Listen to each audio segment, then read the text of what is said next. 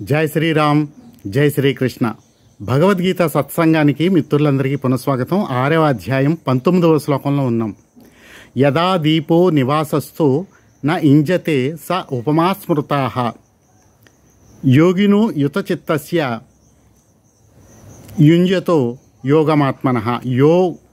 ఆత్మయోగాన్ని సాధన చేస్తున్నటువంటి, చిత్తాన్ని నియమించినటువంటి యోగి ఆయన ఏం చేస్తున్నారు అంటే, యథా దీపో, ఎలాగైతే దీపం నివాతస్థో, గాలి వీచని చోట నిలకడగా ఉంటుందో, నా ఇంజతే అంటే కదలకుండా ఉంటుందో, స ఉపమా స్మృతాః, దానినే ఉపమానంగా చెప్పబడింది అని.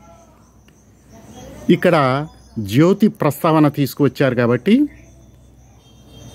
ఆ జ్యోతి గురించి ఒక రహస్య విషయాన్ని మీతో ఈరోజు సత్సంగంలో పాలుపంచుకోవాలనుకుంటున్నాను.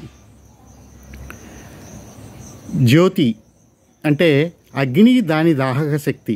రామకృష్ణ పరమహంసల వారు చెప్పారు, అగ్ని దాని దాహక శక్తిని విడదీసి చూడలేము.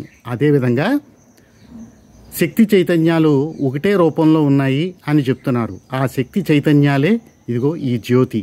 ఇంకా పార్వతీ పరమేశ్వరుల యొక్క ఐక్య రూపం. శివాయ విష్ణురూపాయ శివరూపాయ విష్ణువే. కృష్ణ పరమాత్మకి ఆ పరమేశ్వరులకి భేదం లేదు. ఇక్కడ పార్వతీ పరమేశ్వర పరంగా ఈ జ్యోతిని స్టడీ చేద్దాం. చైతన్యము, శక్తి ఇవి కాలానికి అతీతంగా స్థిరంగా సత్యంగా ఉన్నాయి. సత్యంలో కాలం నిలబడిపోయి ఉంటుంది. అయితే చైతన్యాన్ని మనం అచింత్యం, దాన్ని చింతన చేయలేం. కానీ శక్తి ద్వారా చైతన్యాన్ని గ్రహించవచ్చు.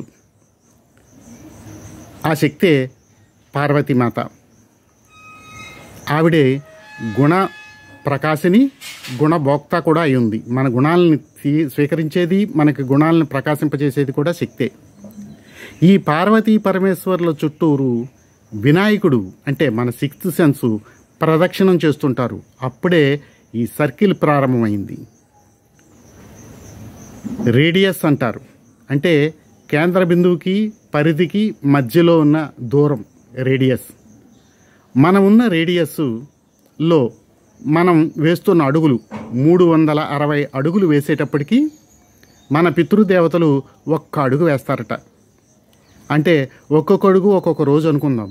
మనకి 360 రోజులు వారికి అంటే వారి రేడియస్ మనకన్నా కూడా దగ్గరగా ఉందన్నమాట. మనకన్నా దిగువగా ఉన్న రేడియస్ అంటే చాలా పెద్ద వృత్తంలో ఉన్నటువంటి ఈ పురుగు పుట్ర మనం వేసే 2 అడుగులకు వారి జీవితకాలాన్ని కంప్లీట్ చేసుకుంటాయి ఆ పురుగు పుట్ర. దీన్ని సద్గురు చెప్పారు ఈ లెక్క. సో మనం ఒకానొక రేడియస్లో ఉన్నాం. మనం వేసే అడుగులకి కాలాన్ని లెక్కిస్తున్నాం. నిజానికి కాలం స్థిరంగా ఉంది జ్యోతి దగ్గర, అది ఎటు కదలకుండా. కానీ మనం వేసే అడుగుల్లో కాలాన్ని లెక్కించుకుంటున్నాం. ఆ విధంగా కాలం క్రియేట్ అయింది. ఈ కాలాన్ని లెక్కించడానికి బ్రహ్మ వెనక్కి, విష్ణువు ఎదరికి ఎంత దూరం వెళ్ళినా కాలాన్ని లెక్క తేల్చలేకపోయారని పురాణాలు చెప్తున్నాయి. సో ముక్తిని పొందినటువంటి ఋషులు ఈ రేడియస్ మీద పట్టు సాధించారు. మనం ఆ రేడియస్లో బందీ అయి ఉన్నాం. మనం ఉన్న రేడియస్లో మనం అడుగులు వేయవలసిందే, ఆ కాలాన్ని అనుభవించతీరాల్సిందే. కానీ ఋషులు వారు ముక్తులను పొందేసి రేడియస్లో కాస్త పైకి వారి దృష్టిని పెట్టగలిగారు. ఎలా అంటే మహాభారతంలో మార్కండేయ మహర్షి వచ్చినప్పుడు మీరు చూసిన కలియుగాల్లో కొన్ని విశేషాలు చెప్పండి అంటారు అని చెప్తారు. అంటే ఈ కలియుగంలో కూడా ఆయన ఉన్నారు, కానీ మనతో నడవట్లేదు కదా. ఎక్కడున్నారు? ఆయన రేడియస్ ఎక్కడో పెట్టారు. ఇంకా ఎగ్జాంపుల్గా చెప్పాలంటే మనకి ప్రియమైన వారు, మనకి ఆప్తమిత్రులు, మనకి మనసు తెలిసిన వారు వచ్చినప్పుడు మనం వారితో మాట్లాడుతున్నప్పుడు ఏదో 10 నిమిషాలు మాట్లాడాం అన్నంత ఫీలింగ్లో ఉంటాం. కానీ ఆల్రెడీ 4 అవర్స్ 3 అవర్స్ గడిచిపోతుంది, సమయం తెలియదు.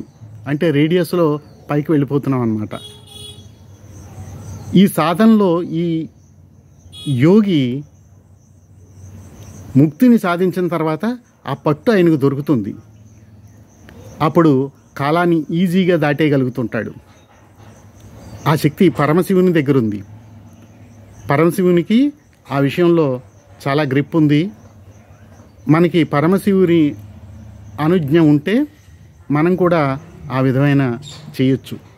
అయితే ఇక్కడ ఈ శ్లోకంలో దగ్గరికి వచ్చేటప్పటికి ఇంతవరకే చెప్పారు.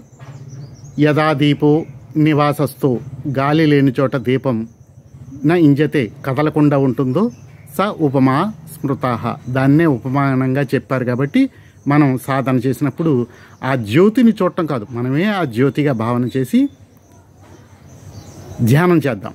జై శ్రీరామ్, జై శ్రీకృష్ణ. వచ్చే వీడియోలో వచ్చే శ్లోకంతో కలుద్దాం. అంతవరకు జై శ్రీరామ్.